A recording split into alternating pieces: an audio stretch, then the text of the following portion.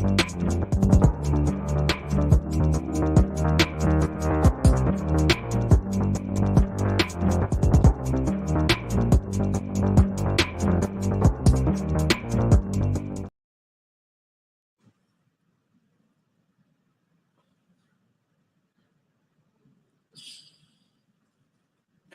everybody. Okay, welcome to join our section today because we invite the CEO of our RMAICT to share a special topic. Okay, the special topic because there are so many people nowadays, they are interested to expand the market in the Asia Pacific or even in the Greater China region. So that's why that's a very good chance to know a little bit more about how can a Malaysia-based company use a different kind of the strategy to grow to different region to expand the business. So today we are again welcome our guest speaker, Joseph. Joseph, okay, we just finished a section and half an hour ago about welcome you to join the IAMCP Greater China region, and also very thank you so much for sharing in this section because in this section is very meaningful for most of the company, especially in the IT industry. They have a chance to know a little bit more how to leverage the resources or how to plan about the expansion of the business in different regions. I do believe that no matter in the North America or somebody else in another country as well, they are eager to know a little bit more, especially there's so many IT outsourcing company in the Asia Pacific. Let's say, for example, Vietnam or maybe Malaysia, Singapore, all those people is really interested to know about it. I believe that maybe you should not talk too much about the secret, but I really want you to share a little bit more. So that's why our guests, they have a chance to know about it. And of course, because you already joined MCP Greater China region, if anybody else they are interested to have a more closer relationship with you, working with you all together, so they are welcome to join IMCP also. So maybe I don't want to consume too much time to talking about my intention. I really want to ask you a question about how to make it happen. Let's throw the first question. Okay. Somebody may say that Aaron, why don't you let Joseph introduce himself? Because before that he already introduced. But I also love to let Joseph introduce a little bit about yourself, your company, and then later on we will focus on the question to talk a little bit about how to expand the business. Okay, I pass the time to Joseph. Okay, hi Aaron and hi everyone. Thank you once again for having me today. It's always my great honor to be here again. To see all the people online and also with Aaron again. So I think in a nutshell, RMAICT is a Malaysian-based company and we are based in Kuala Lumpur. What we are doing basically, we are focusing on the total solutioning, using IT and also tech to bring a digital transformation journey to all the different verticals of client.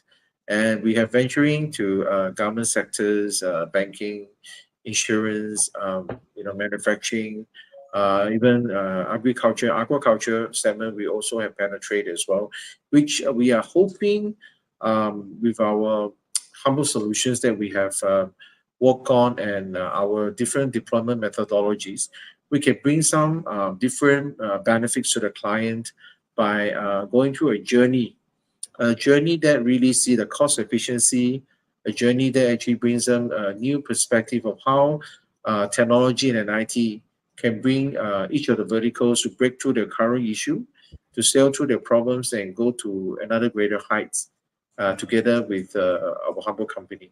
So this is actually a very simple and straightforward introductions of what we are currently doing in this region and also in Malaysia as well. Yeah. Okay, thank you, Joseph. Okay, because Joseph has so much experience, so that's why we invite Joseph to be our advisor in Asia Pacific and Greater China region of the IAMCP GCL. So that's why, again, I would like to take this opportunity to thank you, Joseph, again. So without further ado, I want to start the first question, okay? Because I understand that you have a very limited time to join this section. The first part is talking about because most of the organization, the chief executive, they really want to expand the market. They actually need to do some kind of research, not just listen to somebody else's opinion or something like that. Talk about the market research and the cultural understanding. What's your tactics or maybe the strategy to make it simple and then be valuable for you to make the decision to expand to a particular market? Well, I mean, this is a good question. So I think in terms of market research, there's always a lot of channels that we can get the information and sources from online, physically, and based on the kind of network pool of people that we know. So I think in the most effective market research, I always will be strongly suggesting everyone come to those area or region that you wish to penetrate. For example, if you came to explore about Malaysia, try to engage one of the local people, client, partners, and try to come here to understand and do a bit of feeling of yourself, on the field and see what is really happening here within this country and the region itself. Because, I mean, especially when we come to market research, it's quite difficult to gauge everything at one time. So probably usually for myself, when I'm actually like exploring and open up a new market or new region, I always will set a target on which vertical I'm going to first look into. Of course, usually we will have to start with somewhere where we are very comfortable. For example, we are in the IT and tech industry, and we will be reaching out to some of the tech and IT industry players in that particular region, and then we will let them know what is our intention and what is our purpose to go there. So we hope they will share with us a local intel of how's the local current market and the scenario like for business and for investment, for any kind of intention we aim to do it there. And of course, for the cultural side of the things, I think it requires a lot of physical exposures and experience by ourselves. Meaning to say, if we are looking at Dubai or Singapore, we have to go there physically to see how, in the field of the local environment and the business scenario, by talking to them and understand and talk to the kind of verticals we want to work with, or some of the similar industrial player like ourselves, then we will share with them, our experience and expectations, how we're going to open up and what we hope to do in that particular region or market. I think in a nutshell, that will be, at least for a start, that we can, get some idea and then how we're going to have ended up in the right footing and set up when we're starting in a new market, when we are researching and also, looking into the cultural understanding, before we're moving from there. Yeah. Okay, thank you. Okay, talk about the cultural understanding. Can you tell a little bit about what's the feeling about the culture in the maybe Singapore and Hong Kong and also China? What's the difference and what's the so-called opportunities that you feel that you are very comfortable to expand the business in this market? Okay. These three venue, as you actually mentioned, Aaron, I felt one of the significant similarities is they are all a very aggressive environment, which they always want to succeed and they want to go to the next level, to the next height at the most quickest time they can. So this is one of the key points I aim at China, Hong Kong, and Singapore, whereby everybody is really hungry to achieve. And they're also hungry in terms of open up themselves to welcome with open arms more the other potential players or partners from other regions to come in, to share their expertise, to share their solutioning to the local market itself. And I think I always believe, there's no boundary when it comes to these three regions, China, Singapore, and Hong Kong. They're always being, with this eagerness, they always welcome everyone. So that's why I think this three region is very exciting because they're always anticipating something new. They anticipated to have challenge to overcome, and then they anticipate also more new things to come true. So that's why I think this three region is really exciting for me. And because of the kind of eagerness they try to excel to the next level, it's always a very, very interesting thing for people like us who want to go into a new market, and we can always find and fine-tune certain synergy together from there. Yeah, thank you. It's still all possible to come to Hong Kong more because actually we are ready to work with you guys. Okay, because we are on the same page as we are very hungry and then we are trying to achieve the best possible outcome. Okay, thank you so Joseph. So I move to the next question is talking about the legal and compliance issue. As you know that in the Asia Pacific, maybe there's a very good, well-established legal system wherever. And especially if you guys or maybe some of the organization, if we want to establish a business, maybe in North America, in Canada, it will be more demanding, and then it is required to be very well prepared for everything, because any kind of the legal issue or compliance will have a very big impact to the organization. So how you manage the legal and compliance issue in the region now you cover in the Asia Pacific, Greater China region? Okay. Totally, I couldn't agree more with you, Aaron. There's a lot of different compliances and different legal and legit issue we have to be aware of. We can't really ignore it, especially when we are looking at a different regional expansion. I think obviously the best way is always to engage someone or subject matter experts in that actually have this expertise and exposure in setting up business and also in the legal sectors, whereby they can really give us some good piece of advice when we are penetrating and having a new setup, in a different region. For example, when we go to Hong Kong, to China, and then to Singapore, obviously we wouldn't have any exact idea what exactly we need to be fully aware of, apart from what we already know online and also maybe from some of the significant people that we know. So I think always at the first, before we're going, I myself or our respective company, going to any region, we will engage a local subject matter expert that complies in new business setup and also in the legal matters, so that they can guide us with the right, directions, and also know how we can get through with the right processes as well. Usually, with this kind of help and engagement, it can actually prevent us from banging a lot on the walls, because you will save a lot of more time for it to go astray from here. Yeah, that would be, I think, something straightforward that we can do to avoid all these things and get a better outcome from there. Yes, thank you so much. Okay, let's try to relieve the so-called worry of the organization, the chief executive, to let them understand, okay, there's a different way to manage it, but at least you are aware that something you need to consider. Okay. So the next question actually is most of the people, no matter it's a staff or whatever kind of the middle management or the senior management, always face this kind of the so-called problem. Is talking about the resources allocation, and also of course talking about the team building, how to build a team. Maybe sometimes it's talk about the remote team, the local team, or whatever kind of the team working with the internal, external resources. So can you share a little bit about your experience, how to properly manage all those so-called challenge? Okay, this is a very tricky and not an easy question to answer, Aaron. I think we all still facing this kind of significant problems and challenges as well.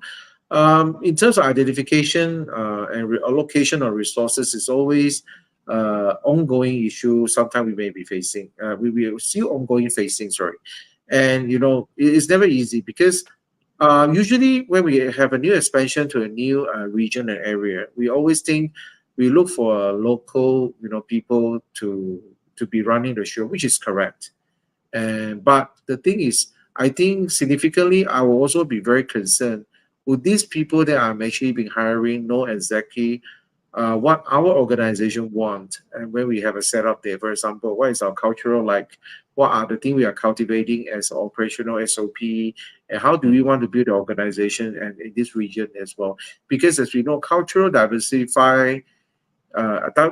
diversification that we have from different region, people in the different broader is very, we tend to work differently. Okay, so I think what is very significant is it will be good if we always send our forefront team from the local setup to be there, and then to work and identify the right individual and resources to come on board to work will be helpful for a start.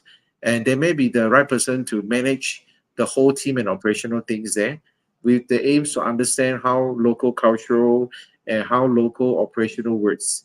And also, nevertheless, to understand how the compliances and the governance of the local operational thing will be good. And it's team building wise, I think it takes time. It really takes time. That we need to get to know them. We need to understand, and we need to know what are the right ways to deploy certain of the operational side of the things. So I think to start with the local team from where our base is, to go over to the new region, to have as a base of the fundamental startup team is very crucial for me. So I think that's where we start off. Then we will gradually allocate and assign and onboard the right people to help us to run the business further. Yeah, thank you. I do believe that that's a so-called the human resources director. They need to think a lot about how to recruit or maybe attract the best people to join the organization to make it happen.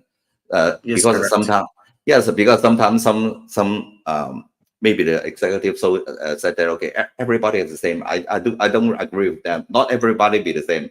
There's so many great people over there. You need to respect them, have a chances for them working with you together to achieve the best outcome. This is something we really want to share with all those people, because maybe some of them have a different mindset, only thinking about the course issue or something like that. And also, I want to Yeah. take this time to talk about, because actually IMCP, we have the so-called D&I accelerator. We can also help the organization, especially the IT industry. They know a little bit more about how to have some kind of branding to make sure they can work with different kind of people with different gender, different background, different location altogether. So if anybody else is watching these videos, later on you can approach me. I can share a little bit about the so-called program to help you to make your company in a much better shape, something like that. Okay, thank you so much, Joseph. Actually, I do have a Okay. few more questions. Okay, a few more questions. Sure. Sure. Okay. So the next one is talking about the partnership. You know that, okay, it's quite typical for any kind of the organization. They have the chances to talk to somebody else, work with different kind of the partner. Operators, maybe some kind of the business partner to help to drive the business, working with the end customer. Sometimes you talk about the technology partner, because as you know that nowadays, you maybe you mentioned about the artificial intelligence, maybe architect, or all those different kind of technology. Even talking about the co-pilot or autopilot or everything. There's so many little stuff. Even though we have a very good insight about different kind of the maybe the opportunity or whatever kind of the things we can do, but actually we cannot spend all our buckets to try to do everything. So that's why partnership is one of the most important things nowadays. So can you tell us a little bit about your perspective about partnership? Sometimes we work with the external partner, external party. Sometimes maybe we should be better to invest on the partner, or maybe recruit them as our own team to make some kind of the project. Maybe it's a little bit confidential or something like that. So how you term the partnership and how you manage this one, you believe that it should be a best practice or much better way to do? Um, well, to be honest, I think there's no perfect formula or solutions in terms of to answering this question about partnership, because I think partnership is not something just really on the forefront that you look at someone that you like it and you can work with them. But I think when we are expanding to the regional, there's a lot of factors and elements involved. For example, first of all, we need to understand, all the cultural thingy, the localization, Mm. how to get the business setting up there running, and especially with the local resources, onboarding and allocation. So all these are a lot of things we have to do our homework and know how to get the right deployment of this thing before we talk about partnership. But if it's all depending on the kind of models we think is best fitted for our business expansion to that particular region. Yes, certain scenario maybe as what Aaron you have highlighted. Would it be good to hire someone or making them our own people in the team? Ideally, is always a yes, but I think it may not be always go in the way that we want, because reason being because there's a lot of elements and factors they will be considering as well. Because and sometimes when a new setup in a new region, the one of the hesitation is about the endurance and also the sustainability of the business. So obviously, when we are a startup, or when we are like not so big conglomerates, maybe there's some different hesitation they need to consider. But if we are entering into the region as a big conglomerates or those MNCs with the big setup and strong financially, I think the whole partnership model can be varies and different as well, because there will be area you can leverage. I think down to the bottom line is all the word about leveraging. So what can you actually leveraging on each other's when you are in this region, when you're starting to embark on your business journey there. if there's not much of a leveraging angle for the local partners and for ourselves, I think it's very hard to jive and be on the same page. Because no matter what, I believe in a business perspective, we are actually expanding for the reason of generating revenue because we have investment there, and we want to see how sustainable are we in the long run when we actually running the business. So I think there's no right or wrong about what kind of formula and right and wrong in terms of engaging a partnership. But I think it's all drilled down to what is the best fitting and the ideal model. We both ends really feel comfortable. And I think from there, we'll have a more successful partnership and with the right goals and outcome we can achieve. So that's my 2 cents about the partnership. Yeah. Yeah, thank you so much. I do believe that actually we need to learn. Okay, learn from maybe not the mistake. Okay, maybe from the experience to see whether which one is much better for particular scenario or at any given time point or something like that. So that's a reality, because nowadays the so-called economic, the world changes every day. So that's why if we are recruit somebody else, we believe that we should do something. Suddenly there's another way to use that artificial intelligence to manage everything in a much better way. So that's why we need to have another arrangement. Okay, so thank you so much. The next question is that actually this question I think a little bit not logically good enough. Okay, because we are talking about the technological adaptation and innovation, because we are in the IT industry. Every day we adopt some new technology or whatever kind of create some innovation. Can I just rephrase the question a little bit? Sometimes we are talking about maybe that's not focused on the technology. Maybe we are more focused on the non-technical perspective to try to adopt some new approach. Let's say, for example, maybe for the past, or actually for the maybe past 10 years or 20 years, everybody is talking about, okay, we need to think out of the box. We need to have some team or maybe the profession to teach our staff to use the design thinking methodology or something like that to make sure that we focus on the user or whatever. There's so many different framework or technologies.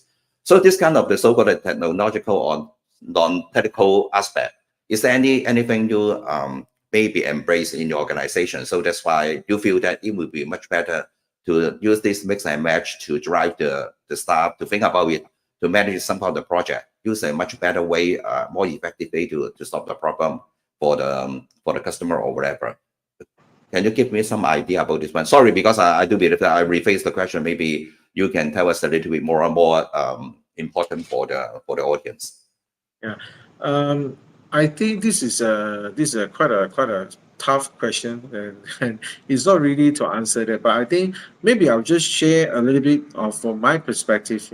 How do I actually want to interpret on this question? I think in terms of adoptions and being innovative in what are the best way of approach, I think there's no really firm angles to derive this thing, because for example different verticals have their own challenges and also their niche of a pain point.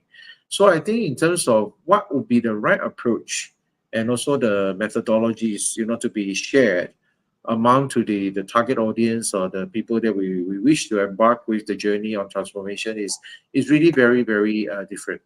For example, let's take manufacturing for example. You see, manufacturing can be drilled down to various kind of manufacturing, again, from apparels, from food manufacturing, for purely just hardware manufacturing, or any kind of other different kind of manufacturers out there. You can see all the nicheness of the requirement is very different. So apparels need to work on how do you calculate on the different angles of sewing of a piece of shirts with a collar, without collars, things will be very different. And you talk about food manufacturing, so you have to have different requirements implemented like HACCP to backtrack and trace or what are the ingredients that's being used during the process of generating the raw material to be an item for selling. So all these things, the requirements and elements, what is involved are all varies and different. Raw material is more harmful because you are going to consume it. So you have the more tedious and tight SOP in terms of tracking, and a lot of compliance need to be involved when you're deploying a solution.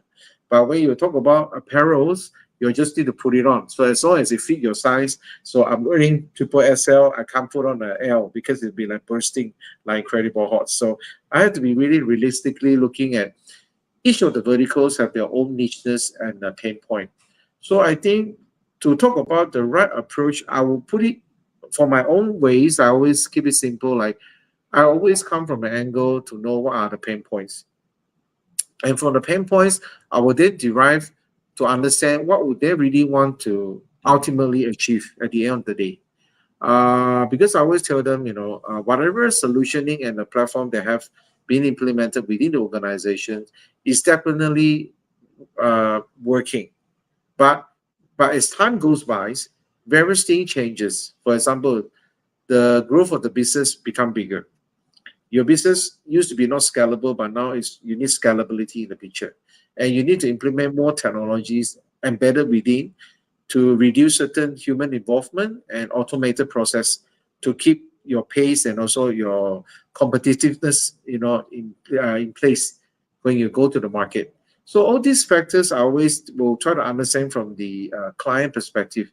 Then we will tell them, I think after the evaluations and analysis, which will be the better approach and methodology should be deployed under these circumstances, so that we cannot say one method's work for everyone. As I did a very layman sharing, you produce a shirts and you produce a hamburger is different thing. Once you need to go into your tummy, one you just need to put on your body. So one is more for comfort, one is more for different kind of enjoyment. You need a pleasure. So I think you see the ultimatum or the end outcome is different from each of the verticals. So I say there is no right or wrong saying that it must be this way, but I think when we can come from the angles of the end users and also the client, I think when we get there, when we really empathize and really go to think from their shoes, I think we already have made the first 30% win of the ball game, because we feel them. We want them to know that we really feel them and we really know what is the main problems they have. So I think then we can gradually deriving, discuss, and work out the right approach to make it work.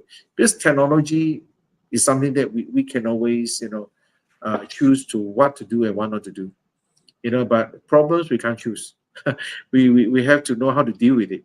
It's not about choosing problem, but need to apply what is the right solution and remedies to solve it. So this will be my approach from my 2 cents, how I usually work with my clients. So hope this is something that we can always look into. But I believe there are more of other better approach which I'm not aware of, but this is just 2 cents from my side. Yeah.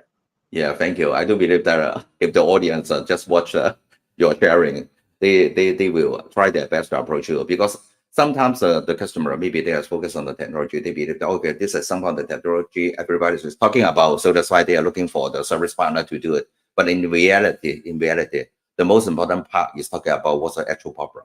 Sometimes the customer have no idea what's the actual problem, so that's why they need to discuss with you, or maybe have a conversation with you as a consultant to tell them, to drive them to think about, okay, this is some part that maybe we can focus on one of them to see whether there's something we need to relieve or reduce or whatever to build an application to solve a problem, or using some kind of technology they are already on the market. So this is a really important to make sure that everybody knows that it's not talking about only technology. It's talking about what's the problem, how to identify the problem, how to identify the solution, and then what's the best way to solve the problem at a particular time or whatever. Because why I always mention about a particular times, because maybe years ago we solved to use the so-called solution number one to solve the problem. Nowadays, no need to have that kind of solution. We reduce the solution, just use the somehow the new technology, especially talking about the AI to manipulate something. So that's why every day there's an iterative process to try to make sure that we are still sustainable in the business, have a much better way, in a much better competitive situation or something like that. Okay. So close to the end of this conversation, actually, okay. I do believe that because Joseph is my very good friend, you don't mind certainly add some question or change the tone or something like that.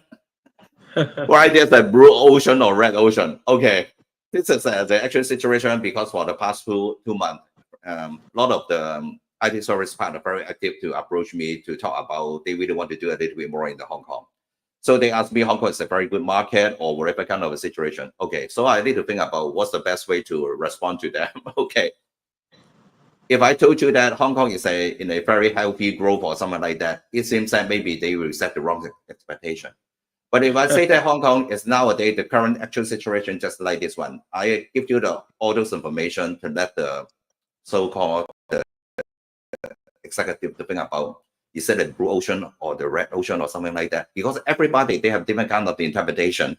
It really depends on how you manage this, maybe the opportunity or the threat or something like that.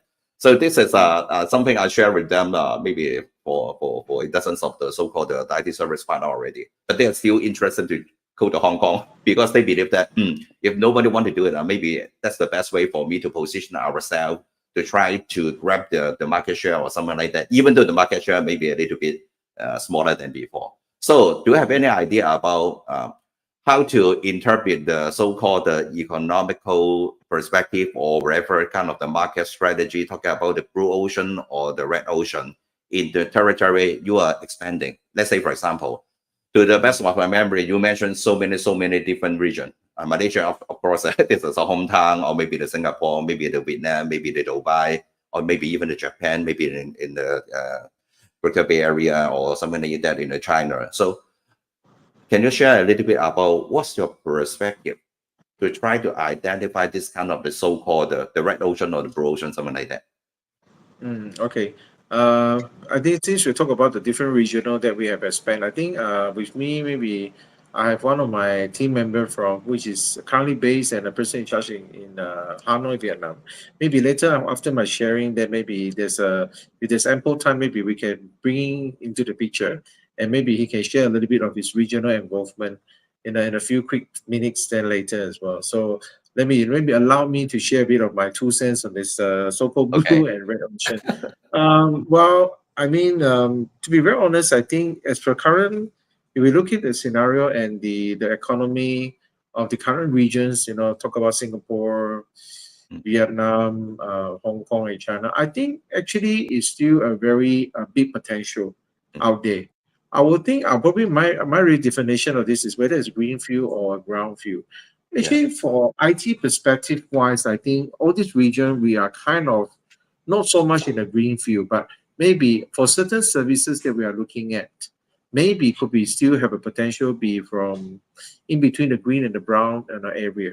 Why I'm saying that is because you see in the past, I mean like there's a lot of country in this region has come up very strongly and then very well developed. For example, let's say Vietnam is an example. Vietnam all this while has been one of the main area in which these our players and clients from US, Europe, and even our regional from Malaysia, Singapore has been eyeing on them. For them to come to the pictures of playing, like in terms of outsourcing, obviously development centers, and as well as tech resources sourcing as well. As these many years, I haven't been back to this Vietnam for quite some time. The recent engagement for our expansion there, we have discovered Vietnam has become more and more mature. And needless to mention about Vietnam has a very big population than country like Malaysia. So, and Vietnam's government and, they have actually been very focused on certain things like grooming the knowledge and the fundamental skills of the people over there to be ready and fitting and for the needs of the market, not only for the local market, but regional and also global market. This is something very excited when we see what's the development happening there. So meaning to say, those days we probably have been focusing in countries like China, India, Malaysia, maybe, or Taiwan in certain of these IT tech resources sourcing as well. But now I think Vietnam has come up very aggressively as one of the very competitive regions in this area. First of all, I think they have a lot of backup from the current, the governments and the setup in the country itself to help to boost this area, and also they have a very well accepted, reputation in what they're doing in the global arena, like with the country like US and Europe and various other countries as well. So I think with this proven development and track record they have been demonstrating here, so definitely they have a very big demographic of potential to be eyeing on, comparing to the others, other. I mean, I'm not depicting saying others are not matching up, but I mean, recently I've been really looking into it. but they definitely have one of the, like the black stallion coming out very strong.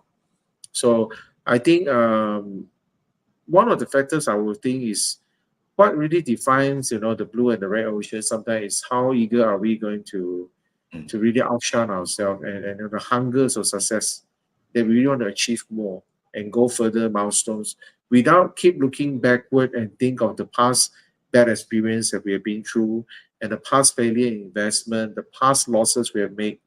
I think, when things has been booming, when you're not carrying and it's not sustaining, then there will no longer be a continuous blue ocean.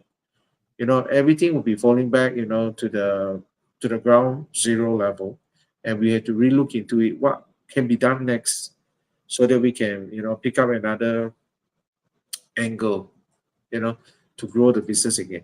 So I Yeah. think for me is actually most of the region here has a very mature IT, exposure, involvement, and setup.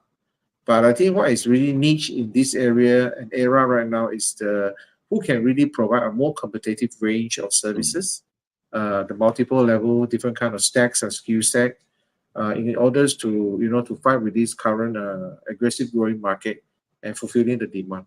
So I also think another factor is always drill down to the fiscal value, what we can offer and what people are affordable to adopt. Because without an affordable fiscal value projection, I don't think people can simply go in and adopt the resources for certain work and projects. Yeah. So I think that'll be a bit from my side, my 2 cents. I don't know if my team Will is around. If he's around, So maybe yeah. your team still not join it. Okay. Can you double check him to see whether he can join it? Yeah, sure. Maybe give me a second. I think if Okay. he's not, yeah.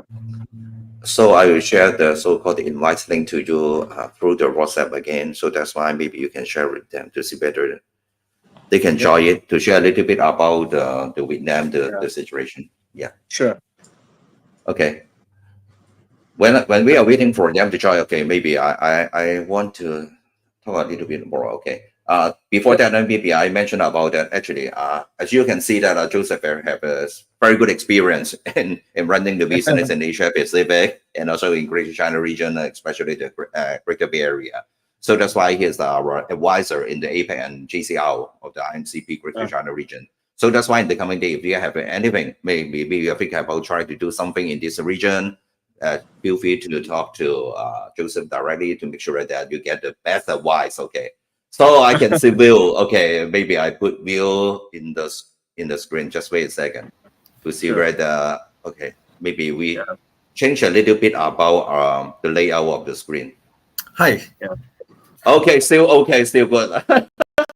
Love Hello. to see you, Will. Okay, Good to see you, so Aaron. Hi, Joseph. yes. Okay, so we Hi. are talking about the business arrangement or whatever kind of the things expansion of business in different regions. So we just mentioned about the Vietnam. So that's Yeah. why Joseph said maybe you can share a little bit about your idea, your view with all those audience. Okay, so Joseph, should I pass the time directly to Will, or you want to Oh, no, to I talk a think little maybe bit? I'll just do a really quick introduction. Will is Yeah, actually the person in charge for our current our company in Vietnam by the name of BStaff, and they have been there significantly helping a lot of our local, and they also been taking care of the international market as well. So I think Will has been very well versed and also know the market pretty well in Vietnam and also some regional country as well, including Malaysia. So right now, he's based in Vietnam. So maybe I'll let Will to share a bit of his point of view and maybe a bit of the business that he's currently managing. Hopefully, by sharing the insights and the intel, we can get some people to understand a bit better. And maybe if there's any way that we can be helpful with, do reach out to us, and we'll be love and more than happy to help out in ways we can. yeah. Yeah. Thank you. Yeah, Thank you Will, so much. Maybe I'll pass the time to maybe we you. pass time to Will. Okay, it's your show time. Thank you. Okay. Thank you, Yeah. Aaron. Thank you, Joseph. Thank you for having me here today.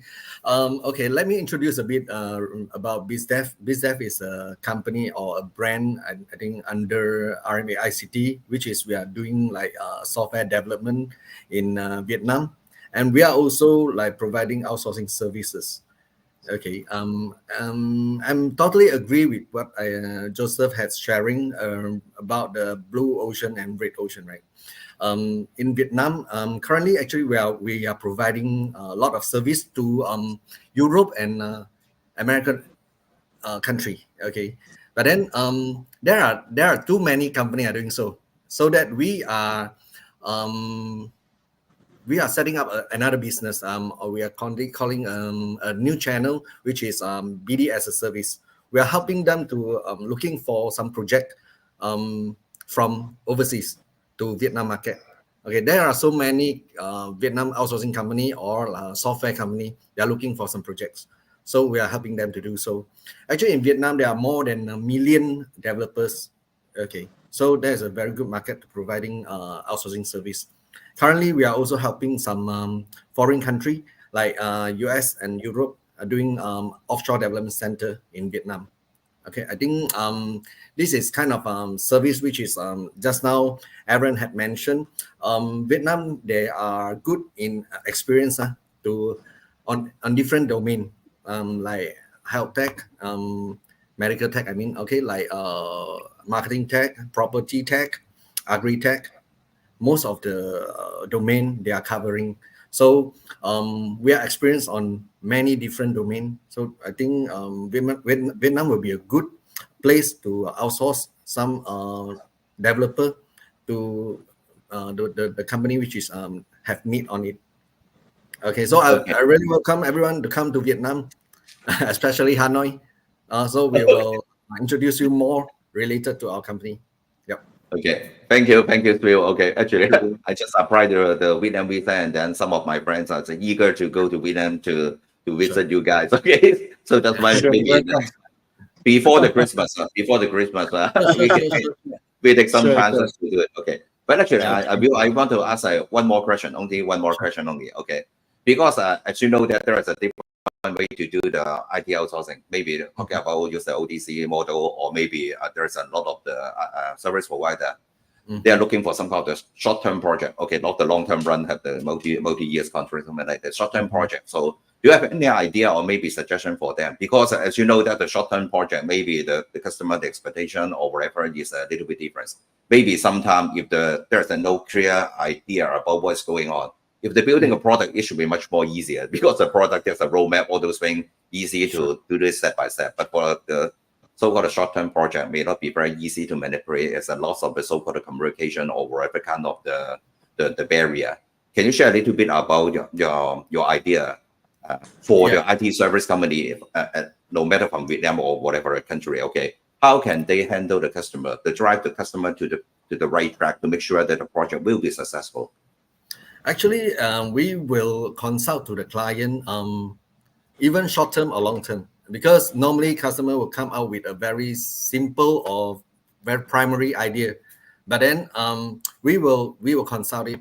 We will start from the very basic to build a POC, or even like just MVP. Okay, then we will scale it after that, because many startup or very small company, they are worried to spend the money because maybe they don't know what is the outcome is it, and also maybe they will worry that the return on investment, right? So we will consult the client to start from a very basic MVP, then to let them to operate it.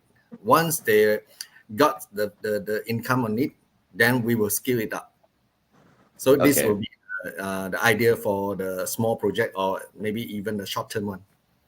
Okay, thank you so much. I do believe that that's give a chances to get a little time to set up the so-called trust level to make sure that everybody comfortable to listen to somebody else, to try to give the most appropriate so-called the approach, the solution. It seems that because nowadays there are so many solutions. Okay, so many different ways to solve the same problem. So that's why we should be on my open mindset to make sure that no matter your position as the customer or maybe the service provider, make sure that we respect each other. So thank you so much for your time, Will, and also Joseph today to share your idea. I do believe that a lot of people love you so much because they will have a much clear understanding about what's going on, how can they do it, what kind of the resources, and what's the market situation nowadays, how can they so-called interpret the market to identify the gap to run the business to make it sustainable, something like that.